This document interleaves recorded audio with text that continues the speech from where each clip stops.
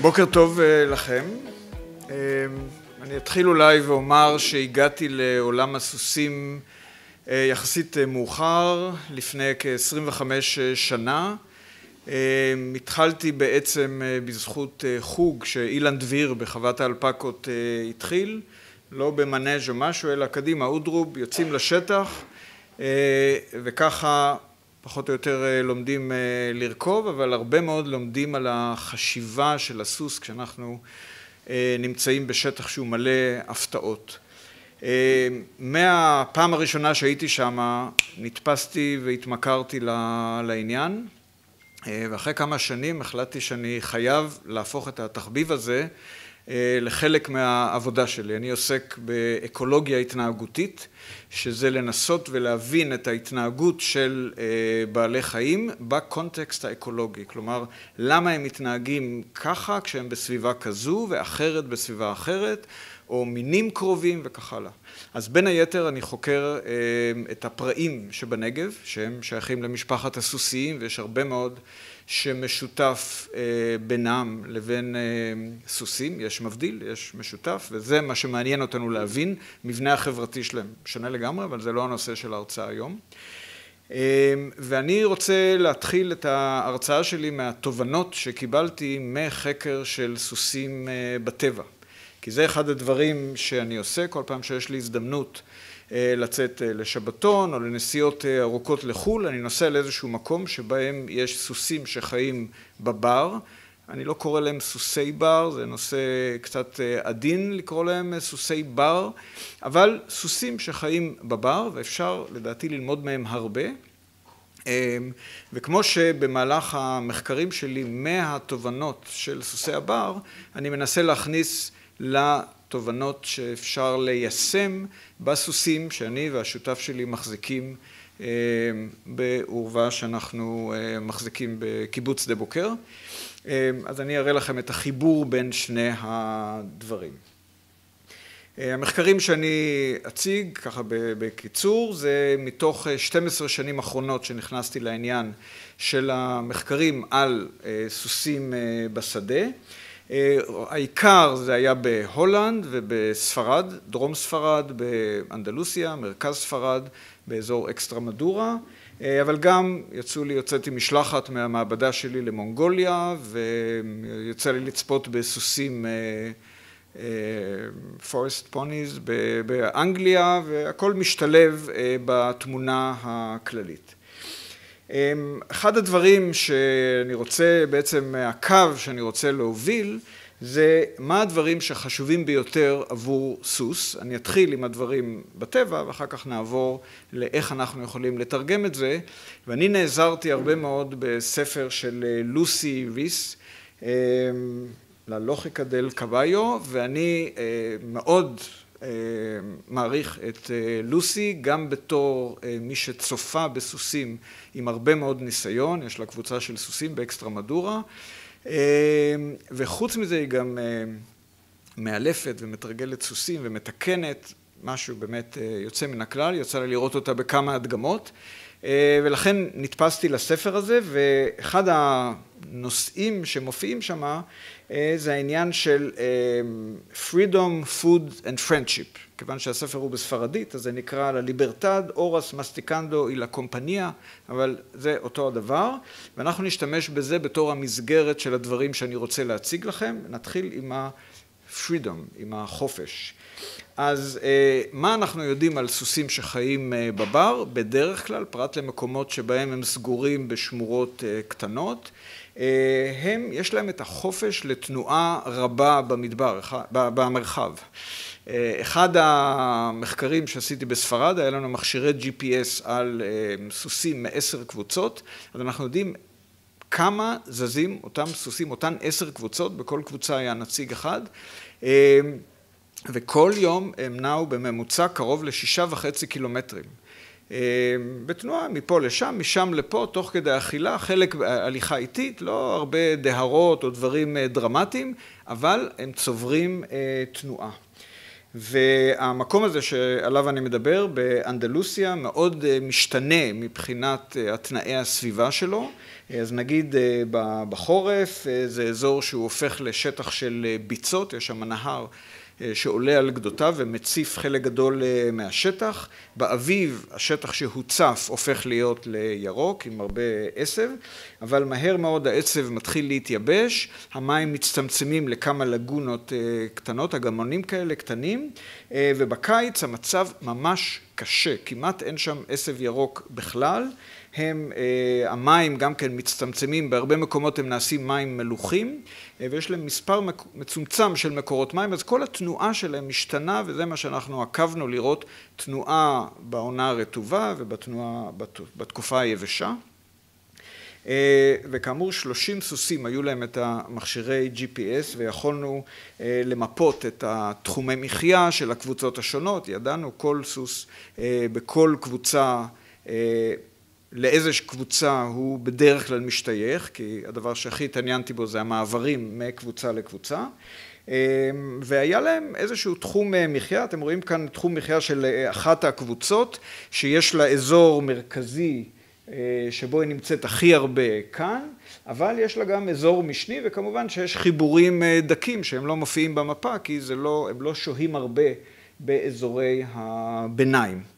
ואתם רואים שהמרחב הוא די גדול, זה חלק משמורה ביולוגית מחקרית שמשתרע על שטח של די הרבה קילומטרים מרובעים, לא זוכר כרגע את המספר, אבל הסוסים לא מנצלים את כולו, אלא הם בוחרים אזורים ספציפיים שהם מועדפים עליהם. היו סוסים שעברו מקבוצה לקבוצה, והיו ניסיונות של להעביר סוסים, אני אחזור לזה בהמשך. אחד הדברים שאני מאוד מתעניין בו בעקבות השתלמות או סדנה שהתקיימה נדמה לי בכרם מהר"ל ב-2012 עם אורחים מחול, ופתאום נעשיתי מודע לבעייתיות של סוסים שאוכלים הרבה עשב ירוק ומה זה עושה להם לפרסות. אז הרבה פעמים אני מסתכל על פרסות של סוסים בכל מקום שבו אני רואה אותם, אז נגיד הסוסים במונגוליה, יש להם פרסות מאוד מאוד קשיחות, מאוד חזקות, כמובן משויפות היטב מפני השטח הקשים שנמצאים שם, ובאמת פרסות שכל אחד מאיתנו היה רוצה שיהיה לסוסים שלו. לעומת זאת, ב-New Forest Ponies שנמצאים באנגליה, שבה יש להם עשב ירוק כמעט, לא כמעט, כל השנה יש שם בעצם עשב ירוק, הפרסות שלהם לא משהו, כן? תראו, פרסה טיפוסית של סוסים, יש את הקווים האלה, ה-stress lines, וסדקים והתבקעויות.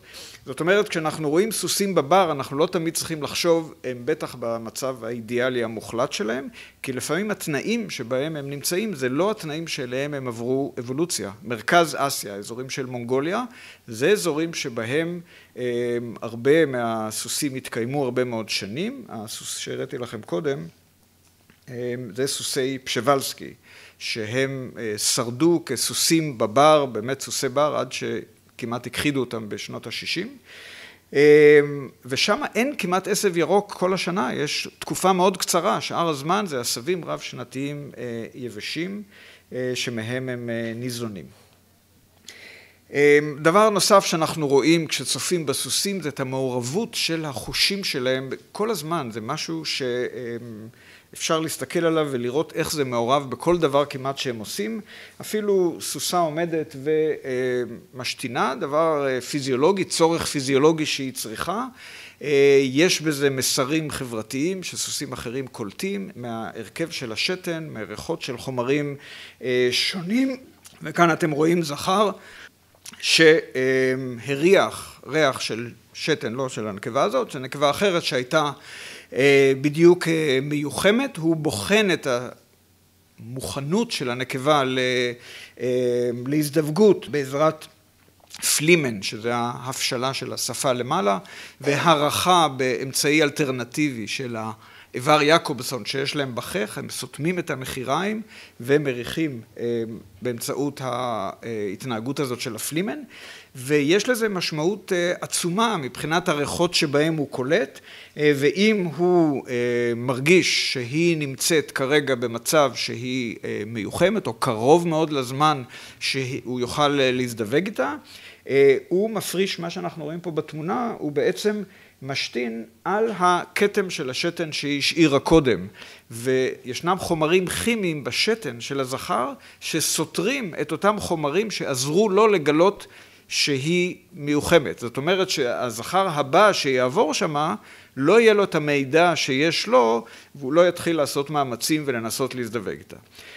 כל זכר, המבנה החברתי של הסוסים בטבע, שיש לנו מבנה של זכר, וקבוצה של נקבות איתו. אני נזהר מלהגיד, זה לא הקבוצה שלו, הן לא שייכות לו, הן יכולות לעשות מה שהן רוצות, הן יכולות ללכת, לעזוב את הקבוצה, ואם הן איתו, סימן שהן רוכשות לו אמון.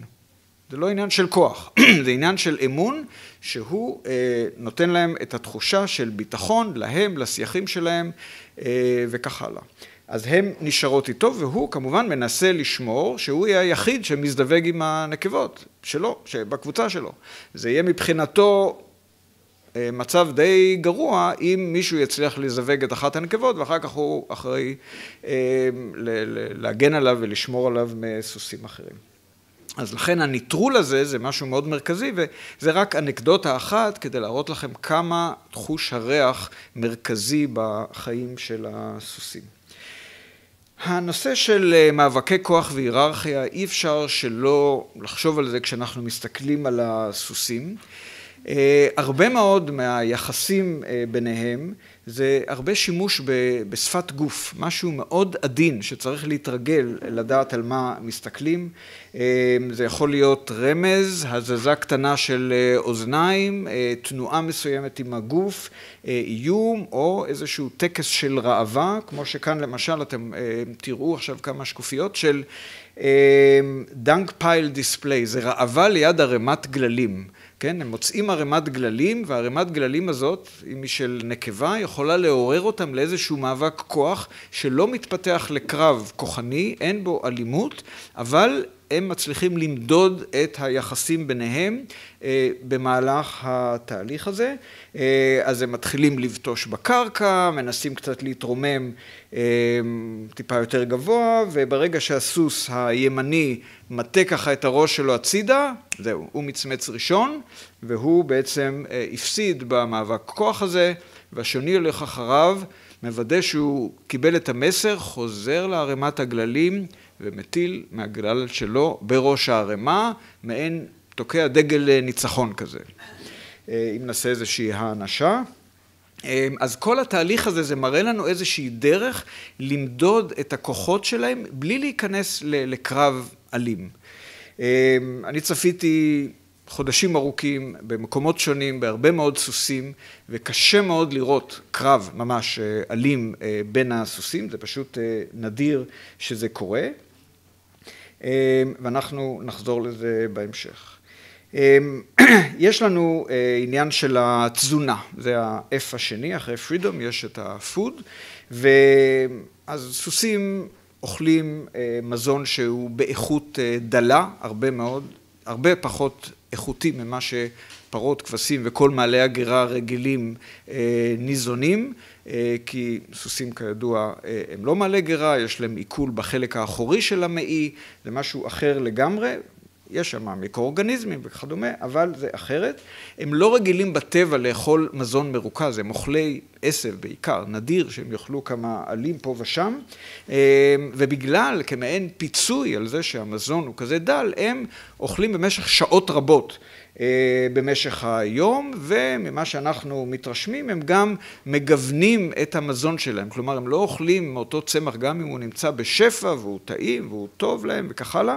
הם עוברים ממזון אחד לשני תוך כדי האכילה, והרבה פעמים זה מקובל בקרב אנשים שחוקרים בעלי חיים שאוכלים צמחים, צמחונים, שזה חשוב כדי לנטרל חומרי, זה נקרא חומרים, תרכובות שניוניות, שזה חומרי הגנה של הצמחים, ועל ידי הגיוון של הצמחים, הסוסים ובעלי חיים צמחונים אחרים יכולים להקל על עצמם את ההתמודדות עם החומרים האלה.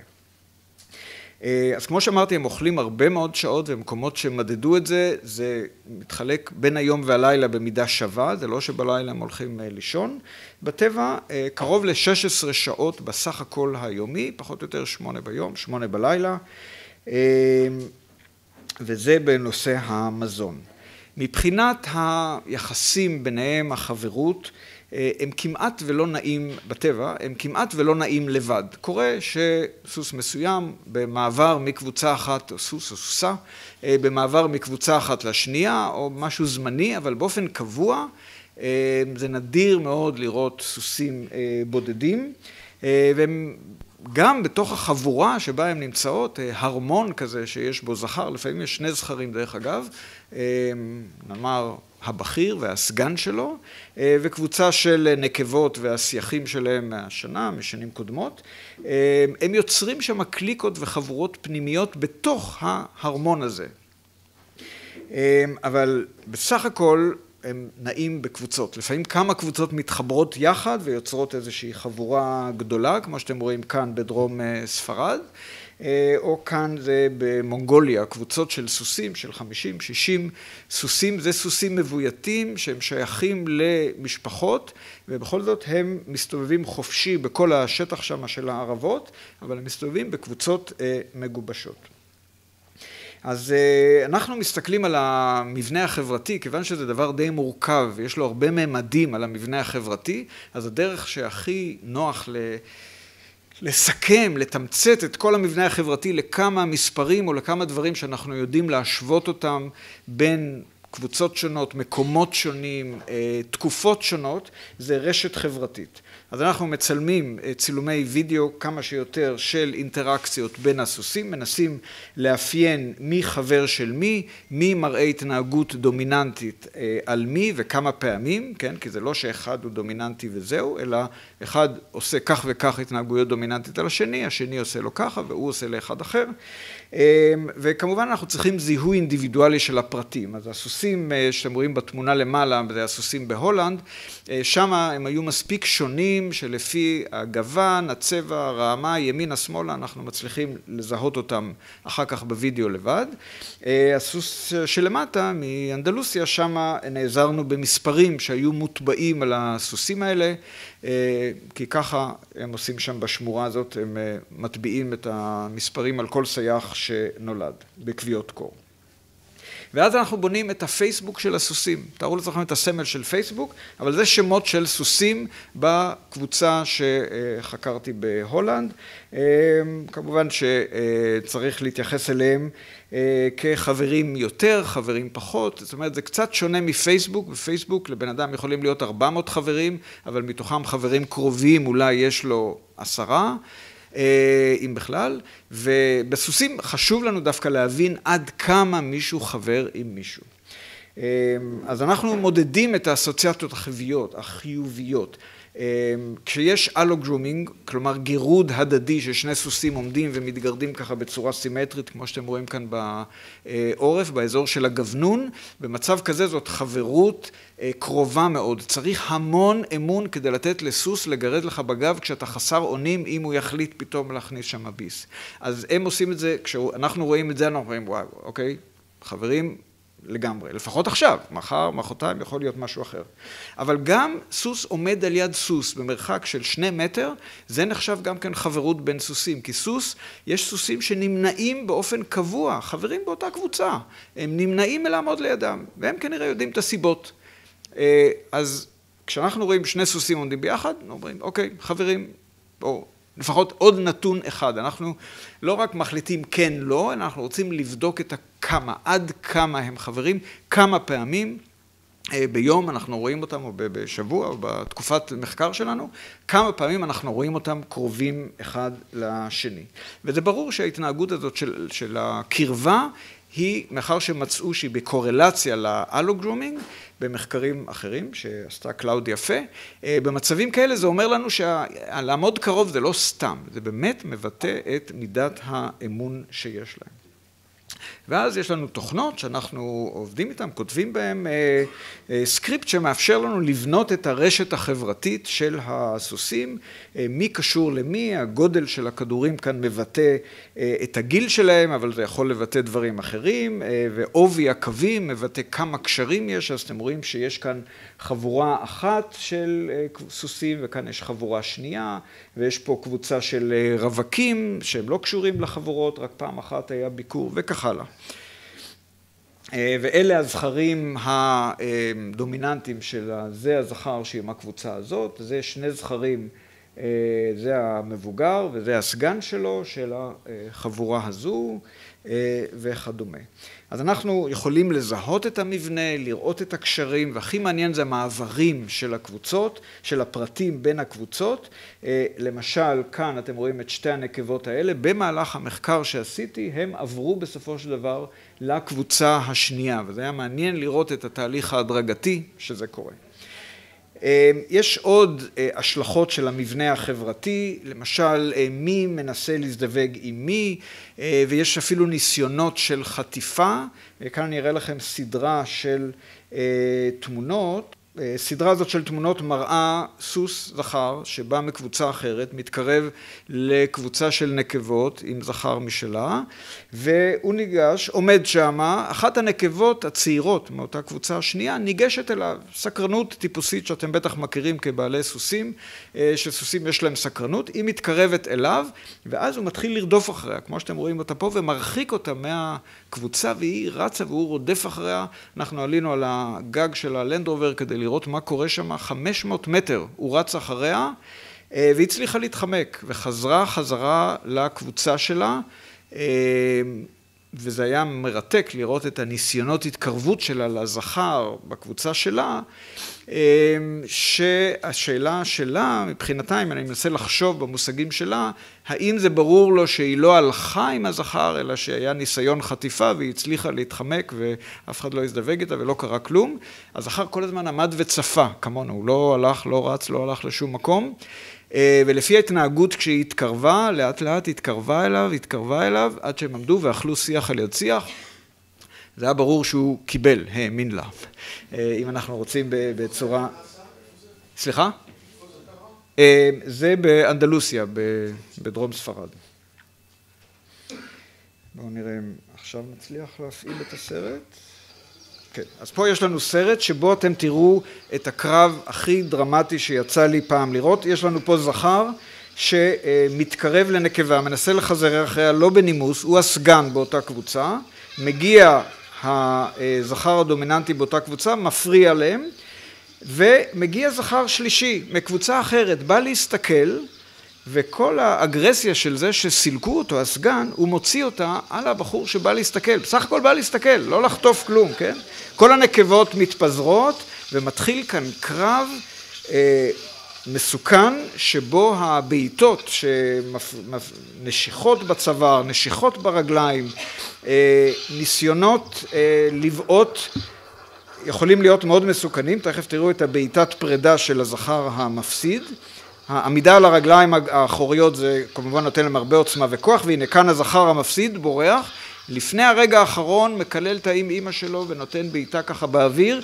אם בעיטה כזאת פוגעת בלסת של סוס, זה יכול להיות הסוף שלו, כן? כי אחר כך הוא לא יכול לאכול, אבל כאן במקרה הזה זה לא פגע. ומה עושה הזכר המפסיד? הולך לנקבות שלו ומסלק אותם, רודף אחריהם, מוציא את כל האגרסיות שלו עליהם.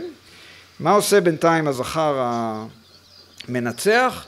ניגש שם לערימת גללים, מריח אותה ומוסיף את הגלל שלו בראש הערימה. אז אנחנו רואים כאן סרט דרמטי, מרשים, כן? זה בהחלט מתוך כל הקרבות, פה זה הילוך איטי של הקטע של הריצה, של הקרב, אני אשאיר את זה ברקע בזמן שאני מדבר. אז מתוך הקרבות הבודדים שיצא לי לראות באמת לאורך כל התקופה הזאת, זה הקרב הכי דרמטי, במקרה יצא לי להיות ממש קרוב מספיק כדי לצלם את זה טוב. אבל זה נדיר, זה לא הדבר המרכזי שמוביל את החיים של הסוסים. זה מצב מאוד נדיר, שהוא בכלל, כשאתם חושבים עליו, זה מצב מגוחך, שזכר בסך הכל למד להסתכל, וזה מה שהתפתח. אז בכל אופן, החברות והאינטראקציות ביניהם מאוד חשובים. אלו-גרומינג, דיברנו עליו שהוא מאוד חשוב, והדומיננטיות היא לא מרכזית. אוקיי, עכשיו אנחנו קיבלנו את התמונה בקיצור עם המגבלה של הזמן. איך אנחנו מעבירים את זה להחזקה של הסוסים בתנאים שבהם אנחנו. עכשיו נפתח את הטור הימני ונמלא אותו. אז אם אנחנו יכולים לתת להם חופש מתאים קטנים, בהרבה מאוד מקומות, זה בהולנד, אבל ראיתי את זה בגרמניה ובהרבה מדינות, גם בספרד, מחזיקים סוסים בתאים של 3x3, ובעצם כל הדברים שדיברנו עליהם קודם, מבחינת תנועה וכך הלאה, מתבטלים, הם לא בתוקף, גם אם מוציאים אותם החוצה שעה, שעתיים ביום. ההופכי של זה, זה הפדוק פרדייז, וראיתי כאן על השולחן את הספר של ג'יימי ג'קסון, שמדבר על התיאוריה של הפדוק פרדייז, גדרה אידיאלית אפשר לקרוא לזה בעברית, וזה מסלולים ארוכים שגורמים לסוסים ללכת רק במסלולים, הם לא הולכים במרחבים, אלה זה שדות שסגורים להם עם גדר, חשמלית או לא חשמלית, והם בעצם נעים רק בשבילים האלה, גם המים נמצאים שם באיזושהי פינה די רחוקה, אז הם כל הזמן הולכים הרבה בתוך השטח הזה, והתוצאה שבגלל השבילים הצרים, סוס אחד מסלק, אולי סוס אחד ממקור של מזון, אז הוא מתחיל ללכת ונוצרת תנועה, והוא הולך ומסלק את הסוס הבא, וככה בצורה כזאת נוצרת הרבה מאוד תנועה בפדוק פרדייז. אבל מה לעשות? אצלנו בארץ זה לא פרדייז, אנחנו אפילו לא הולנד, ואין לנו... מה? כן, זהו. אז התנאים אצלנו שאנחנו נוכל לעמוד בדבר כזה, זה באמת דמיוני. אז אנחנו מנסים, בעורבה שבה אני והשותף שלי ארתור דומוש, אנחנו מנסים לעשות משהו שאולי מהממצאים הראשונים, יש לי סטודנטים שחוקרים את זה, אנחנו מנסים לראות איך אנחנו יכולים לגרום להם ללכת יותר. אז יש לנו גדרות, שתי גדרות. אחת, התחתונה, אתם רואים אותה עם הרבה חלוקה לכל מיני מחיצות. למעשה זה כמו מין מבוך כזה. והשנייה, בלי חלוקה, רק איזה מחיצה אחת כאן, אבל פה אפשר לעבור חופשי בין הדברים. הרעיון היה שסוס שנמצא בגדרה הזאת, בארגזים הצהובים זה דולבים של אוכל, הכחול זה מקורות של מים, סוס שכאן אוכל ורוצה לבדוק מה יש בארגז השני, הוא צריך לעבור את כל הדרך מכאן, לכאן, לפה, לכאן, להגיע לפה, ויכול להיות שהוא מסלק את הסוס שנמצא שם, אז הסוס שנמצא שם צריך לעשות את כל הדרך חזרה לפה, ואז הסוס שהגיע לשם הוא אומר, לא, בעצם זה לא יותר טוב ממני, אז הוא חוזר את כל הדרך. בקיצור, זה מייצר תנועה. לפעמים הולכים ביחד ואוכלים ביחד, לפעמים לא, תלוי במצב היחסים שלהם, ואנחנו הצלחנו למדוד בעזרת מכשירי GPS שהצמדנו לצוואר של כל אחד מהסוסים, ודרך אגב, אחד העקרונות שחשובים זה שהם אוכלים לאט, זאת אומרת, בסלואו פידרס, אצלנו זה עם רשת ברזל, כי אם הם היו גומרים את האוכל תוך חצי שעה, שעה, אז אין כל העניין הזה של התנועה, אבל כיוון שהאוכל מחזיק 7 שעות, אז כל הזמן יש עניין של להשוות ארגזים וללכת מפה לשם, משם לפה וחזרה.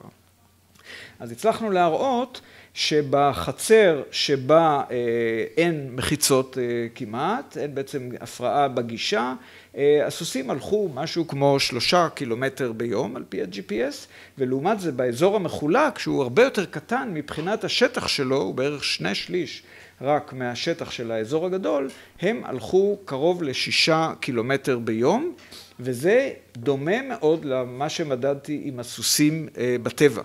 זאת אומרת שבשטח קטן יחסית אפשר... סליחה? אז פה למטה זה בערך דונם, וכאן זה דונם 0.7. אז אפשר על ידי המחיצות האלה ליצור יותר תנועה. אז דיברנו על פרסות בטבע, ראינו שהן לא תמיד מושלמות, אז אנחנו מנסים ללכת על פי העקרונות. אחרי 2012 הסרנו את הפרסות ברזל מהפרסות של הסוסים שלנו, ואנחנו כמובן מתחשבים בהם באזורים שאנחנו רוכבים בשטח, לא הולכים יותר מדי על אזורים של אבנים, אלא מאזנים בין אזורים רכים לאזורים קשים, כדי שהם ירגישו נוח עם זה.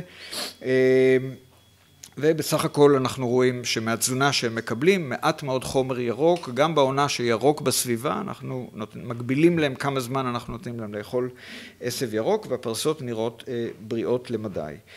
אנחנו נותנים להם חופש לחוות חוויות קוגניטיביות, גם ברכיבה, סוסים אתם יודעים אוהבים להריח גללים שהם פוגשים בדרך, נותנים להם את הזמן שלהם מתוך הערכה לזה שזה משהו שהם בנויים אליו, במיוחד הזכרים, אבל זה מאוד חשוב להם, אוקיי, ניקח את הזמן, אנחנו לא ממהרים לשום מקום.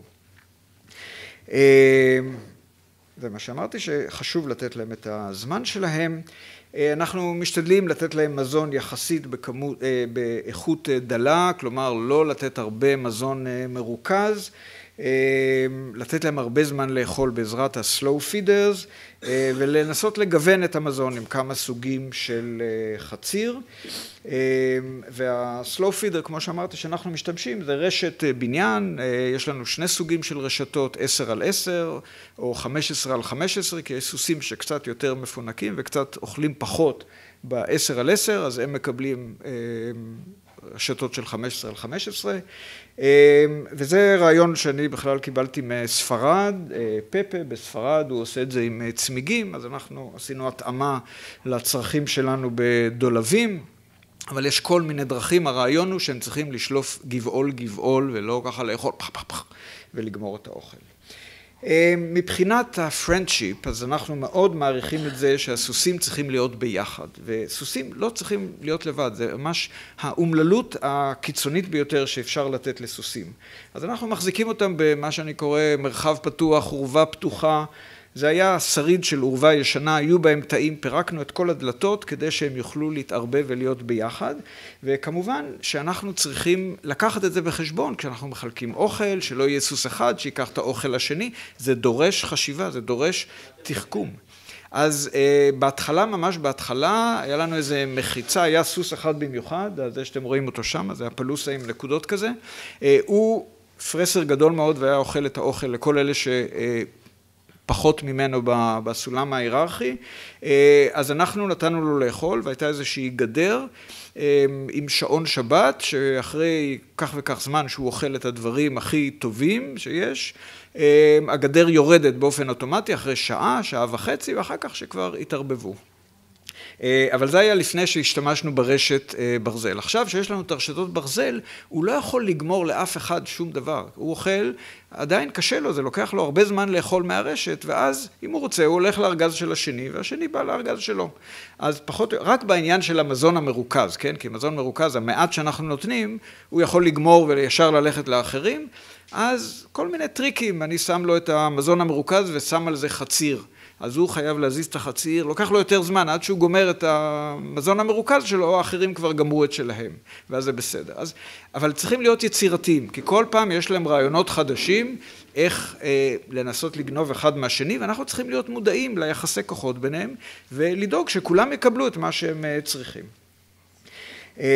וצריך לדעת שהאינטראקציות, זה לא רק אינטראקציות שליליות, גם האינטראקציות החיוביות מאוד חשובות להם. הם עומדים אחד צמוד לשני, מגרשים זבובים אחד מהפנים של השני, הזנב של אחד מגרש לשני, זה דברים חשובים, נותן להם הזדמנויות לעשות אלו-גרומינג, ואנחנו מודדים את כל הדברים כאלה. יש איזו אפליקציה שאני הכנתי בטלפון, בשביל הסטודנטים שלי שבאים לצפות בסוסים ובהתנהגות שלהם, ואנחנו רושמים מתי היו את ההתנהגות חיוביות, מתי היו התנהגויות שמראות על איזושהי דומיננטיות וכך הלאה.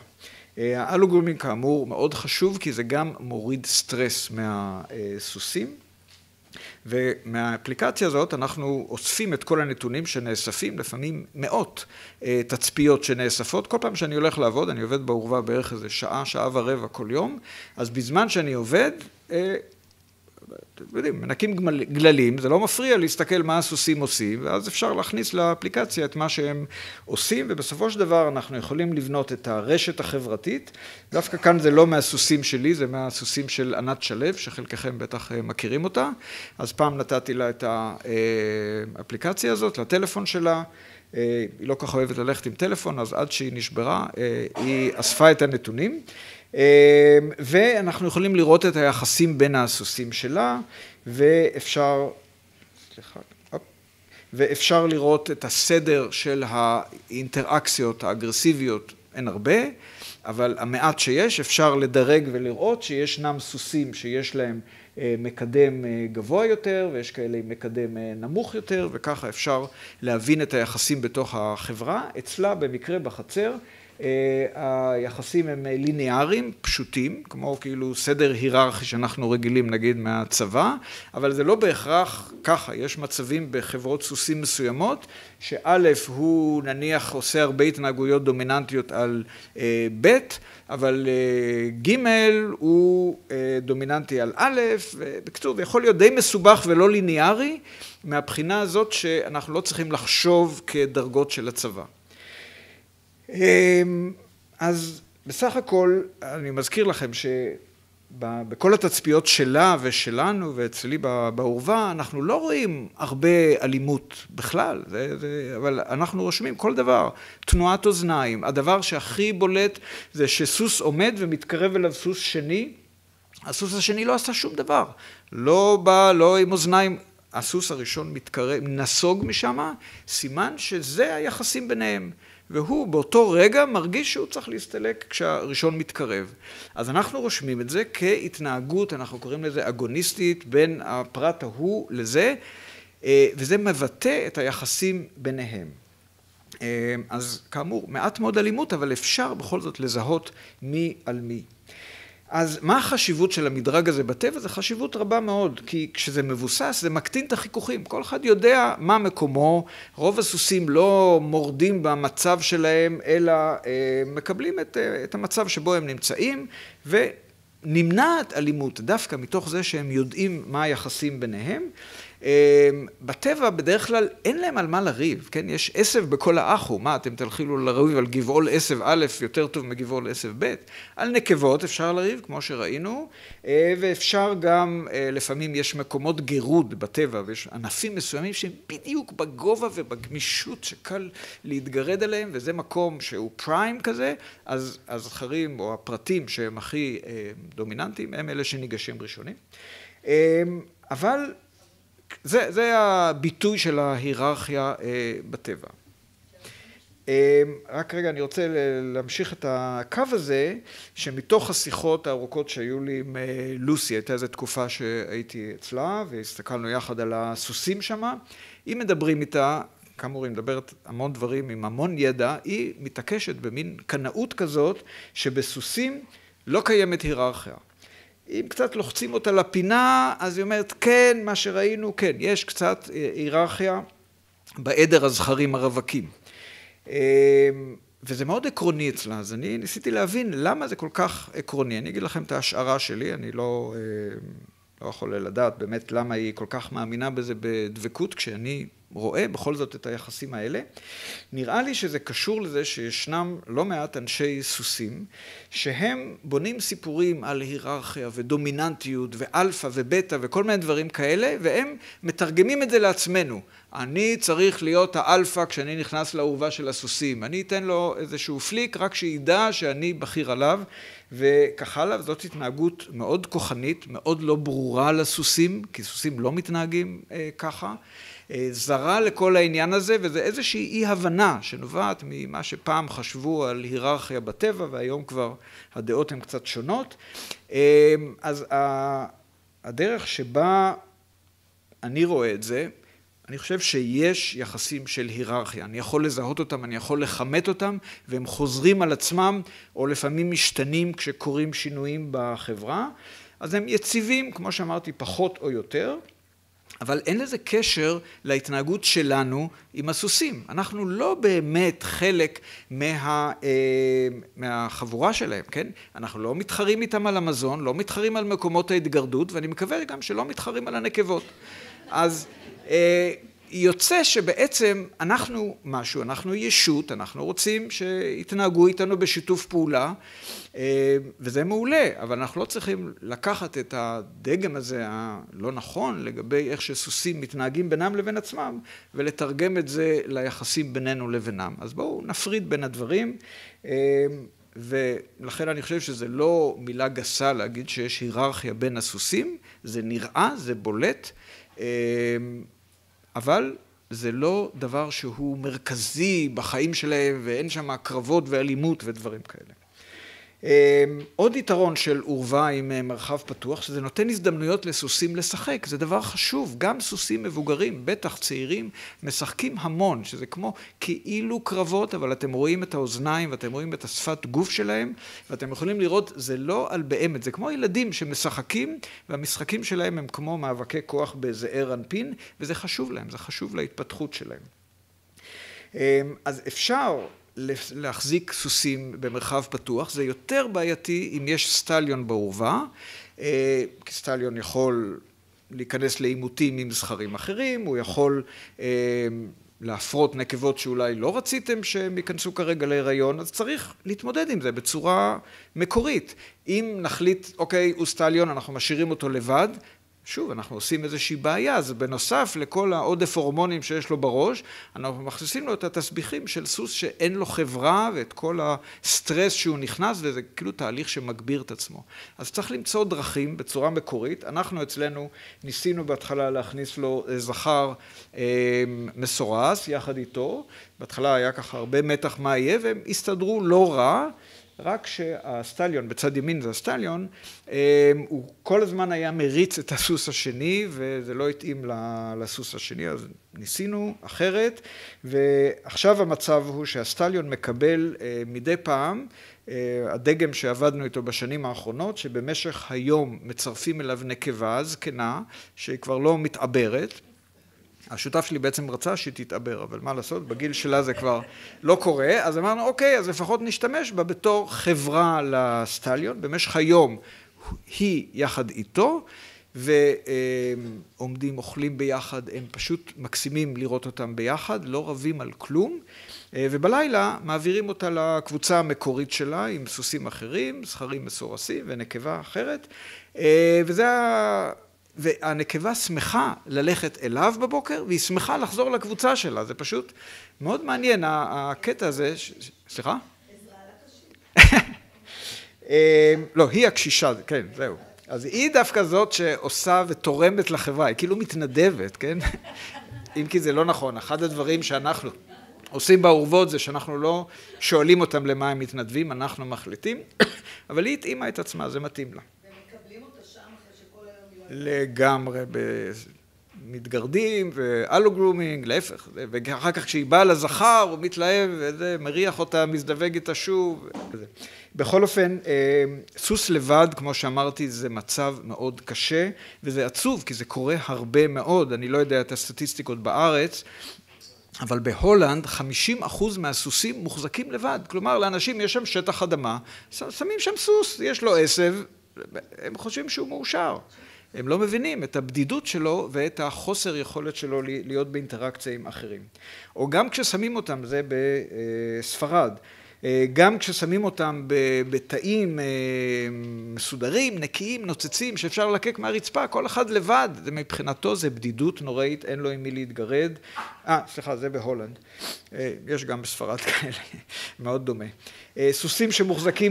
סוסים שמוחזקים בתא, נוטים יותר, בתא לבד, יותר נוטים לפתח את ההתנהגויות הסטריאוטיפיות, שאחת מהן זה מה שאנחנו רואים כאן, wind sucking, תופסים משהו בלסת ומכניסים אוויר לקיבה, כל מיני התנהגויות משונות, או סוס שהולך הלוך ושוב, או סוס שמטלטל את הראש, זה דברים שמתפתחים, חושבים, כתוצאה מסטרס, וסטרס נגרם מהלהיות לבד. לעומת סוסים במרחב פתוח, זה בספרד, מישהו שמחזיק סוסים באיזה ואדי כזה, והם נראים נינוחים, רגועים, ולא ראיתי אף פעם התנהגות סטריאוטיפית באף סוס בטבע, וגם אף פעם בסוס שנמצא כזה במרחב פתוח.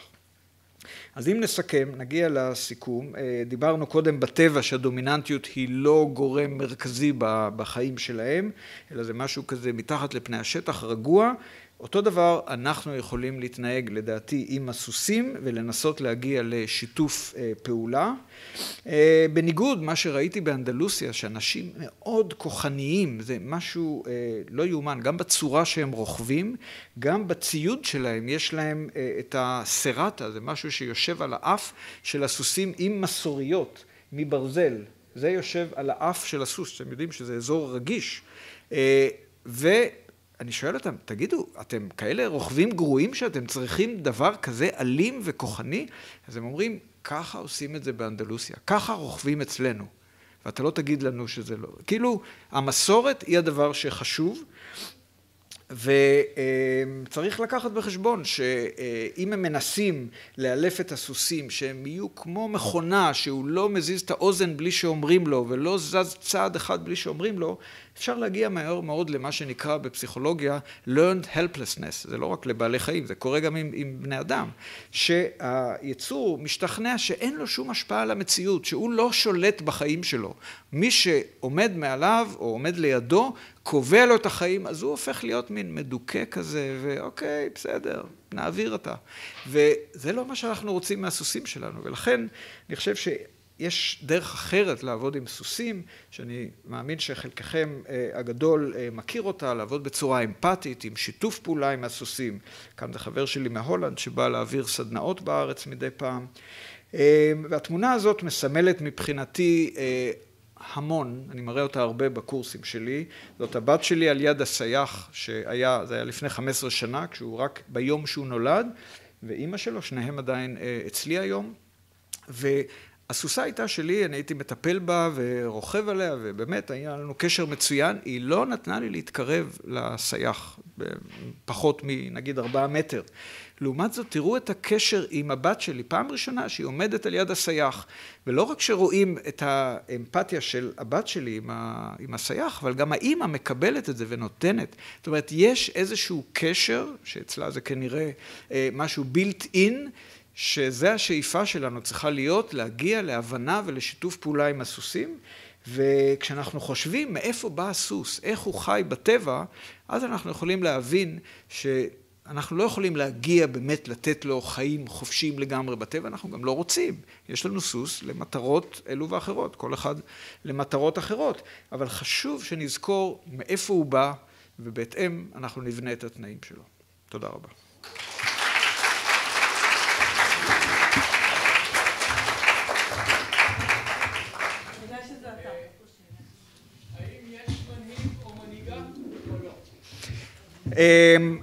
מה שיש בקבוצה של סוסים בטבע, יש זכר, כמו שאמרתי, או אחד, לפעמים 2, שזה הזכר שהנקבות מתאספות סביבו והן רוצות להישאר איתו, הוא לא קובע לאן הקבוצה הולכת. מנהיג זה מישהו שמנהיג, מוביל. הזכר לא קובע, מי שקובע זה בדרך כלל מהמחקר שעשינו, עשינו ספציפית על השאלה הזאת בהולנד, ומצאנו שיש שם הנהגה, אפשר לומר, של 3 נקבות, שהן צריכות להסכים ביניהם לאן הולכים, ומסכימות, אם שתיהן עומדות, מסתכלות לאותו כיוון ומתחילות ללכת, כל השאר הולכים אחריהם. אם רק אחת עומדת ומתחילה ללכת, היא יכולה למצוא את עצמה לבד, ואז היא חוזרת ישר לקבוצה. זאת אומרת, ההנהגה היא של הנקבות, וזה לא אחת ספציפית. כל הביטוי שאנשים אומרים נקבת אלפא וככה, הן בכלל לא דומיננטיות, הנקבות האלה. בדקנו את המצב שלהם בהיררכיה, הן מוליכות, הן מנהיגות מבחינת הובלה, הן לא הדומיננטיות ביותר בחבורה.